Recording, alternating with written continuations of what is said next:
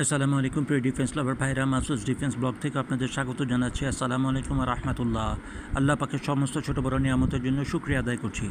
আজকে প্রিয় বন্ধুরা, আমরা ডিফেন্স বাজেট নিয়ে আলোচনা করব এবং দেখুন, ক্ষেত্র বিশেষে একদম সত্যি কথা বলছি, মনের অন্তরের অন্তঃস্থল থেকে বলছি, ক্ষেত্র বিশেষে সরকারের তীব্র সমালোচনা করব। সরকারের তীব্র সমালোচনা করব। আমরা কোনো রাজনীতি দলের অন্তর্ভুক্ত না। সরকারের তীব্র সমালোচনা করব বাংলাদেশের একজন নাগরিক হিসাবে, আমার নিজের দেশকে বাঁচানোর জন্য, আমার নিজের দেশ বাংলাদেশকে বাঁচানোর জন্য। দেখুন, আমরা জানতে চাই, আমরা বুঝতে চাই কোন কারণে বাংলাদেশ সেনাবাহিনীর বাজেটকে আজকে কমিয়ে রাখা হচ্ছে।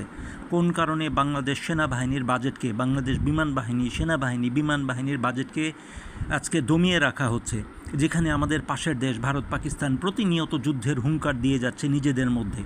হ্যাঁ, আমরা বাংলাদেশ ভারত পাকিস্তান যুদ্ধের কোনো অংশ না, কিন্তু আমাদেরকে আমাদের প্রস্তুতি নিতে কী অসুবিধা?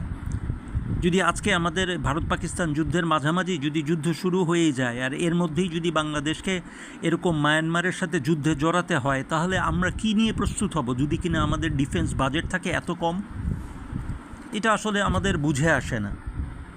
একটি সিগারেটের দাম 1 টাকা, যদি আমরা একটি সিগারেটের দাম 1 টাকা বাড়াই, হ্যাঁ, একটি সিগারেটের দাম 1 টাকা বাড়াই, একটি বিড়ির দাম 50 পয়সা বাড়াই, টোল প্লাজায় 5 টাকা বেশি টোল দেই, মোবাইল ফোনে 1 টাকা কল প্রতি বেশি চার্জ দেই, পেট্রোল পাম্পের লিটার প্রতি তেলের দাম 2 টাকা বেশি রাখি, রেস্টুরেন্টে 1 টাকা ভ্যাট বেশি দেই, পোশাকের দোকানে যদি 2 টাকা বেশি দেই, সিমেন্টের ব্যাগ প্রতি যদি 5 টাকা বেশি দেই, টন প্রতি রডের প্রতি যদি 500 টাকা বেশি দেই, যদি কিনা ডিজেল, অয়েল এবং পেট্রোলের দাম 1 টাকা বাড়িয়ে দিই, গাড়ি, ট্রাক এবং বাসের রেজিস্ট্রেশন ফি 5,000 টাকা বাড়িয়ে দিই, বিমান টিকিট 100 টাকা বাড়াই, ট্রেন ভাড়া 20 টাকা বাড়াই, বাস ভাড়া 2 টাকা বাড়াই, তাহলে কি আমরা দেউলিয়া হয়ে যাব?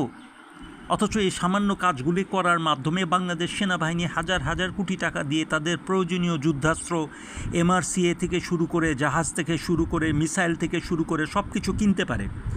আমরা তীব্র প্রতিবাদ জানাচ্ছি সরকারের এই নীতির, যেখানে সামরিক বাহিনীর বাজেটকে সংকুচিত করা হচ্ছে।